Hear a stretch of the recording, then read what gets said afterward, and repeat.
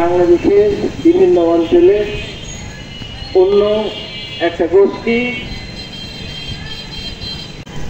আমরা যারা বাংলাদেশে আছি তারা যে কোনো উপায়ে এই সমস্ত হিংসা বিদ্বেষ এবং অশান্তমূলক আচরণকে প্রতিরোধ করব এই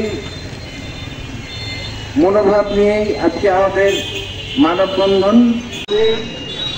ছাত্র সমাজের প্রতি আমি বেশি করে গুরুত্ব দেব, কারণ তারা করতে এবং দেশকে পিছনের দিকে টানার চেষ্টা করতে, এটা আমরা চাই না। কি পাহাড়ি কি সমতল, পাহাড়িদের মাঝে একটা স্লোগান উঠেছে, তারা পাহাড়ে কোনো সমতলের কাউকে থাকতে দিবে না বা আপনার প্রয়োজন নয়। আসল কথা হচ্ছে যারা পাহাড়ি, আমি বলতে চাই যে যারা পাহাড়ি তারা লেখাপড়া করে শিক্ষা অর্জন করে বাংলাদেশের যে কোনো প্রান্তে তারা ভ্রমণ করতে পারে, যেতে পারে, তাহলে সমতলে জনগণ কেন পাহাড়ে যেতে পারবে না? তাদেরকে পাহাড়ে যেতে হলে আর্মির প্রোটেকশন নিয়ে, সেনাবাহিনীর প্রোটেকশন নিয়ে, প্রশাসনের সাহায্য নিয়ে যেতে হবে। এটা কোন কথা? যেখানে বাংলাদেশ সব জায়গায় প্রতিটি মানুষের যার অধিকার আছে, পরিস্থিতির উপরে যে হামলা বা তারা যে নিরাপত্তাহীনতায় ভুগছে, এই সমস্ত দায়িত্ব আমাদের।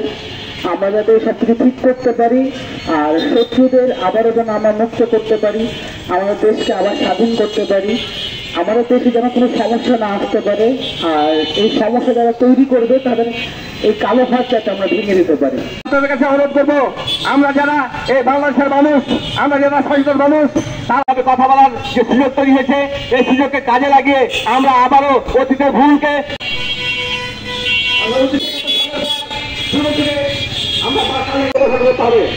এই সহিংসতার মধ্যে আমাদের বাংলাদেশে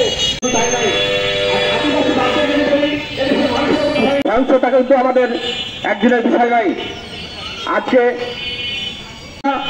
আমাদের সমাজকে নিষ্পেষিত করেছে, আমাদের সমাজকে জর্জরিত করেছে।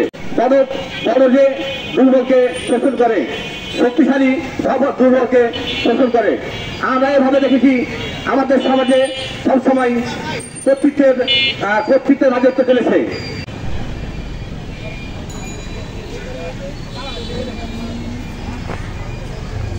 বিশ্ববিদ্যালয়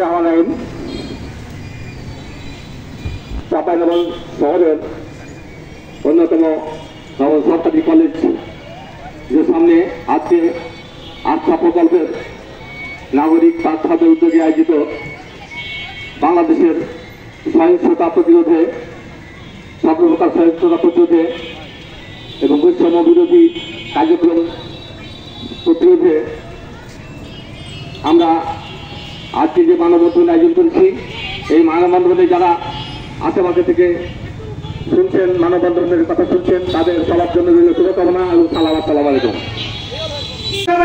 কেমন লাগবে?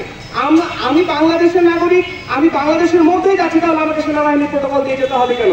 এই যে বৈষম্যগুলো তৈরি হচ্ছে, এগুলো কিন্তু আমাদের সমতল এবং পাহাড়ির মধ্যে বৈষম্য তৈরি করছে আরেকটা কুচক্রী মহল। এই কুচক্রী মহলগুলোকে দমন করা আমাদের উচিত এবং আমাদের কি সকলকে ঐক্যবদ্ধ হয়ে থাকতে আমার আহ্বান সকলের প্রতি। এটাই আমার বক্তব্য শেষ করছি। মূলত যেটা প্রধান কারণ সেটা হচ্ছে নাগরিক হিসেবে সকলের অধিকার থাকবে। এই জন্য একটা প্ল্যাটফর্ম দরকার। নাগরিক কমিটি এই প্ল্যাটফর্মটা তৈরি করে আমরা জনসাধারণকে সচেতন করতে চাই। নাগরিক হিসেবে আমাদের অধিকার রক্ষার ক্ষেত্রে আমাদের নিজস্ব কিন্তু কিছু দায়িত্ব আছে। ফলে নাগরিক অধিকার নেবে কিন্তু নাগরিক দায়িত্ব পালন করবে না, এইটা আমাদের কথা না। আমাদের এই কমিটির কথা হচ্ছে যে আমরা নাগরিক হিসেবে দায়িত্ব পালন করব এবং আমাদের অধিকার আমরা চাইব বা আমরা